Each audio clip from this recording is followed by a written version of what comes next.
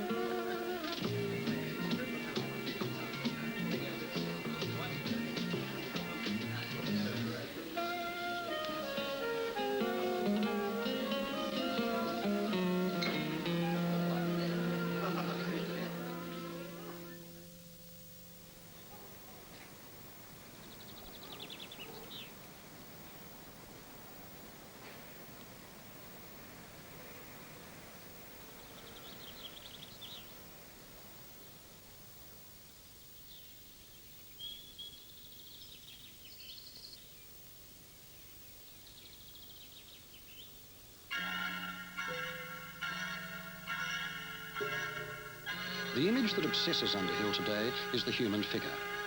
When he came to London nearly 20 years back, Underhill brought with him an Australian feeling for light, space and openness. But it was Europe that gave him a sense of detail and closedness for dark, rich colours. It came through landscape and cityscape, fabric of towns, buildings huddled together and spaces opening between, dark facades or intense reflections. He felt able to approach Europe with fresh eyes, being a stranger. Like other Australian artists of his generation, he could work colour and texture to strengthen his images even when the paint was washed thin. From the landscape, Tony Underhill's images turned to the human figure, and these figures symbolically express his view of relationships between men and women. There is compassion in them, and love, and extreme concentration. They're constantly worked over, left to mature, changed, and developed. These hinge paintings have to be a certain height off the floor so that the lower canvas comes at the right angle to the floor. One of the most important aspects of this sort of painting I'm making is that it should be a confrontation both with the lower panel against the top. They should react to each other. It's like an open mouth in a way, enclosing the spectator.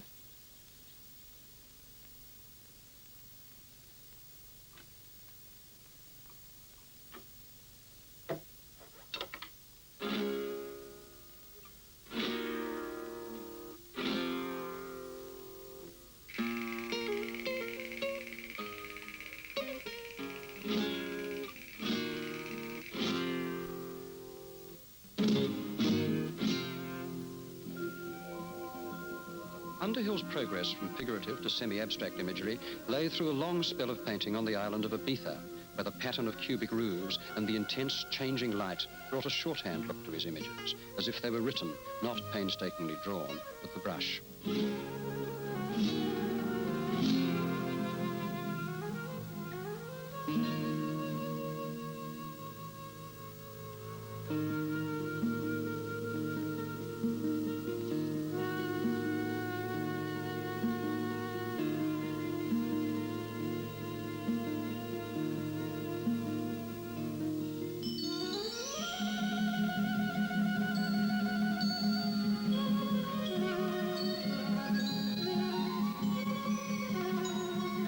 Figures are Underhill's human landscape.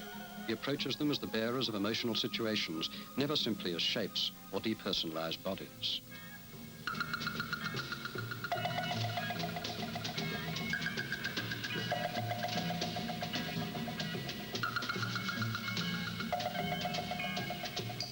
figures weave in and out of one another in transparencies and overlays.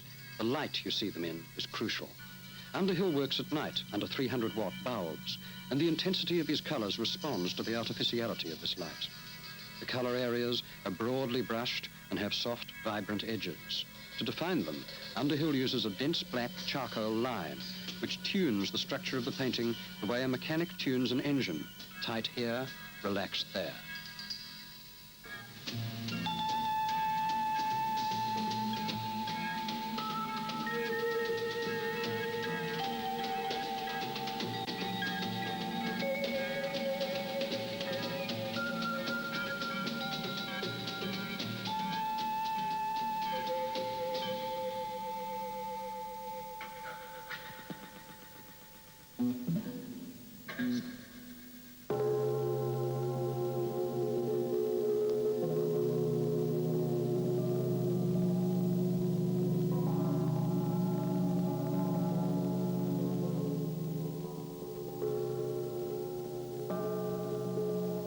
Making a drawing for this big painting, watercolors for it, is the idea of the compression in certain areas of certain sort of human forms in a large-scale environmental painting. Watercolor being the medium which suits me best in order to get down to certain color notes. It's very simple. Color's very clear, very lucid and luminous. Having started to work on this particular painting, I've gone back to make another drawing, another watercolor drawing, with a view to taking the painting one more stage, another step, and then from that I may be able to go back to the painting. In other words, one's working on different time level here, something I might be doing here in between while I'm working on this big blue painting could be made into a painting at a later date. An idea occurs to you halfway through working on one particular thing, which may be another painting or an extension of the same painting. Like all painters, Underhill does studies and sketches. They're in watercolor, a fast, tricky medium that enables you to rapidly cover large areas of paper with flowing color notes. They're a halfway step between the first idea and the last commitment to the canvas. Sometimes he jots quickly to catch a mood or a sign. Other watercolors are more elaborate and close to the final painting, but they must stand on their own. For Underhill, a watercolor is as serious a task as an oil, but it's over quicker, and the editing is done by throwing the failures away.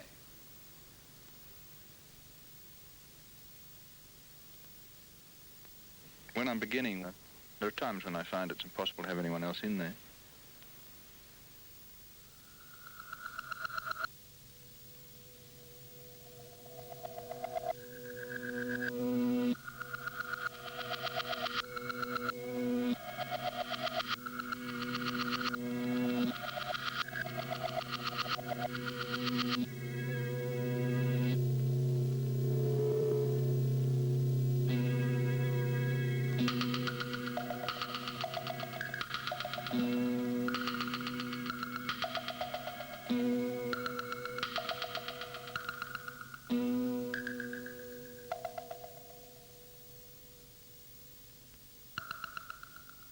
The idea here is that the total canvas, the top section and the bottom hinged part should all be one environment.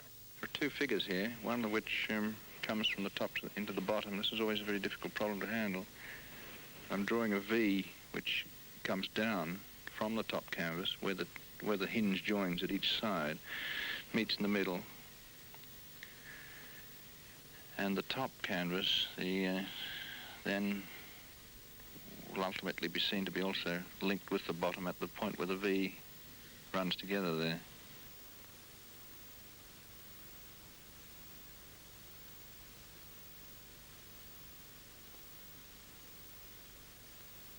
Here I'm drawing into the bottom figure which has been covered. The whole painting has been, first of all, there's a figuration there, and then it's been covered by a glaze, a blue glaze. I'm bringing the actual human forms out again now. These will come and go in the environment of the blue, sink back and come forward.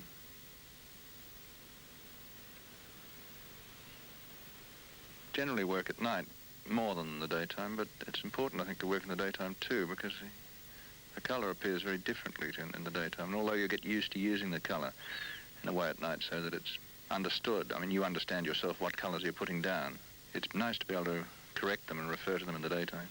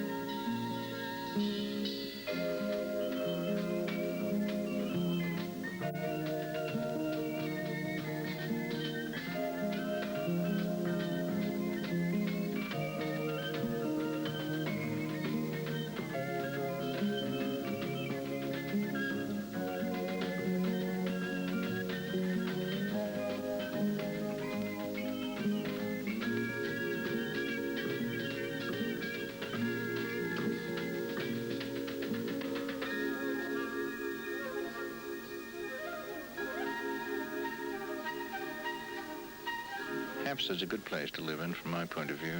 This kind of thing is relaxing. Get back to the studio in half an hour can count for a heck of a lot. Also, I think going out and about, looking at volume of space contained between buildings and colour that you see around you. You never switch off, in other words.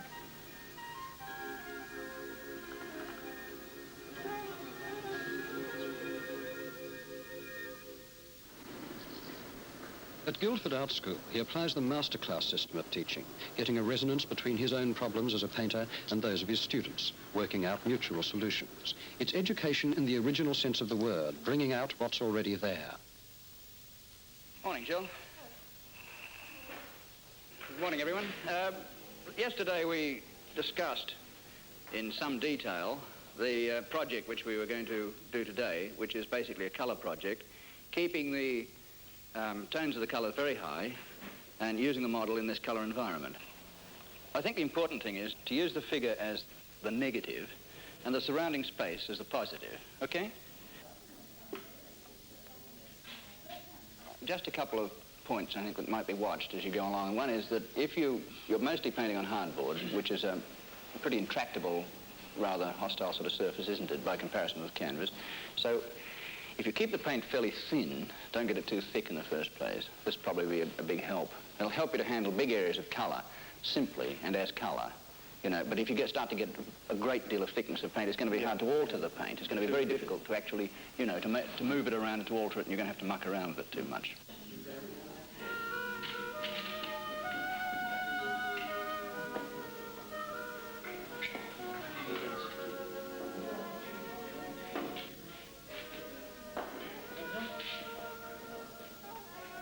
This particular project at Guildford, the idea basically was to treat the figure as an object here, coloristic object, and to come at it at a final stage in the painting, or to come at it obliquely, so to say, by painting the colour environment in the first place around the figure. That is, to accept the figure as an area and a volume, but not to think of it as a figure. Gradually, the form of the figure would become apparent tangentially, so to speak.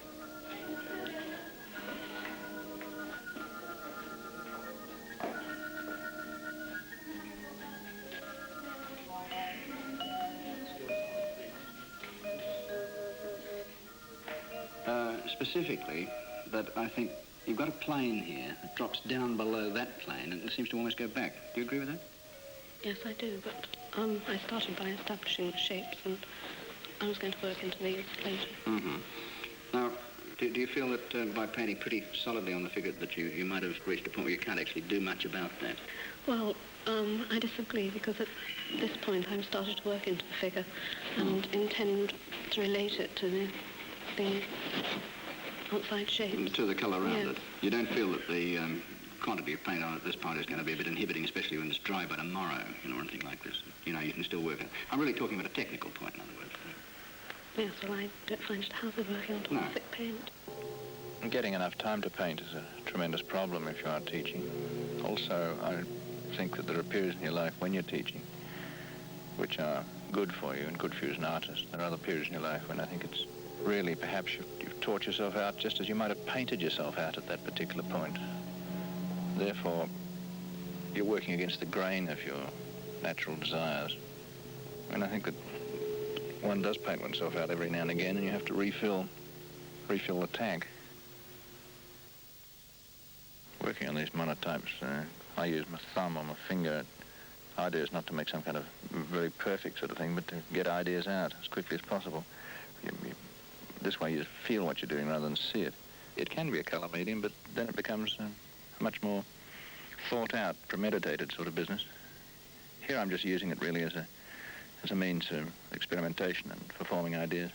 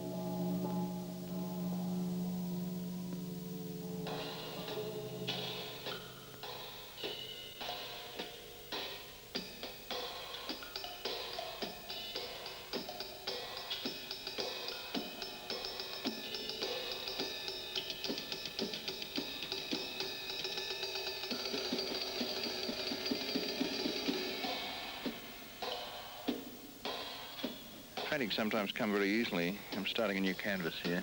I'm marking out spatial areas that are going to be occupied by certain forms and shapes.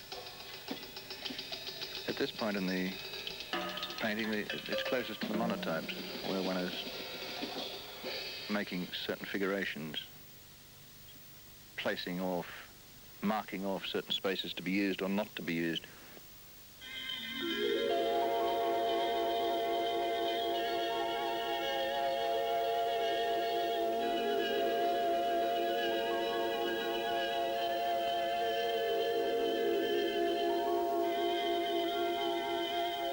This colour I'm mixing was purely a drawing colour, just one that I wanted to use to make marks over black marks that I'd made with a charcoal. But the colour of these marks is fundamental to the final idea of the painting. In other words, black wouldn't have been as good.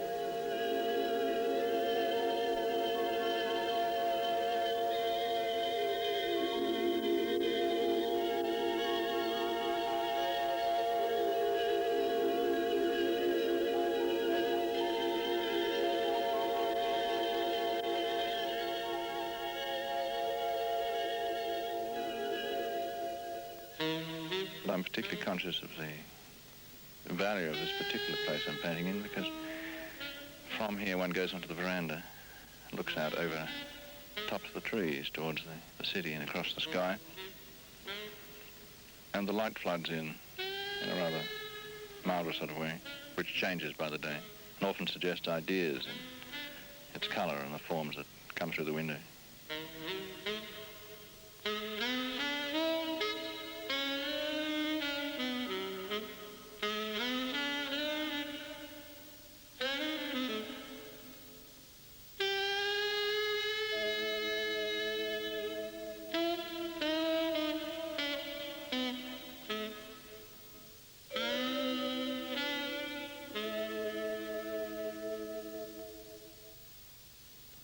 Oil paint has a luminosity and a guts which you don't get in the plastic paint.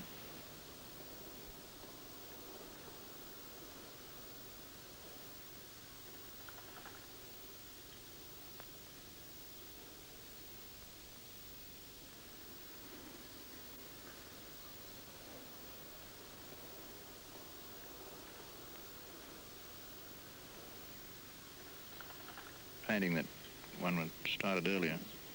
It's the point where the two canvases link is the particular point of stress, and the most difficult to formulate in terms of colour. You think about it, and gradually perhaps a solution comes.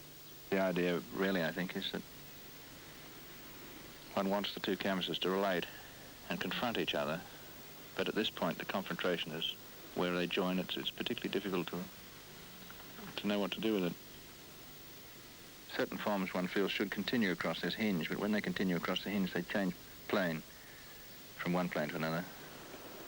White plays a particularly important part in my painting. I find that by painting white back into the colour over quite large areas in many cases, it acts as another element.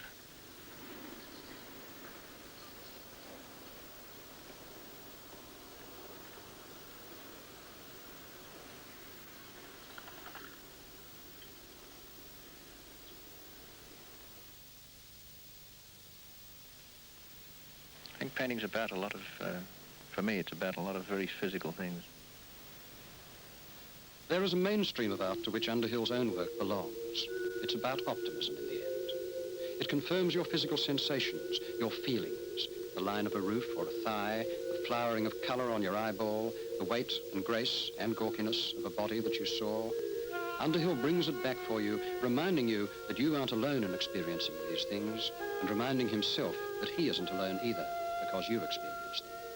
What he is on about is communication and sharing.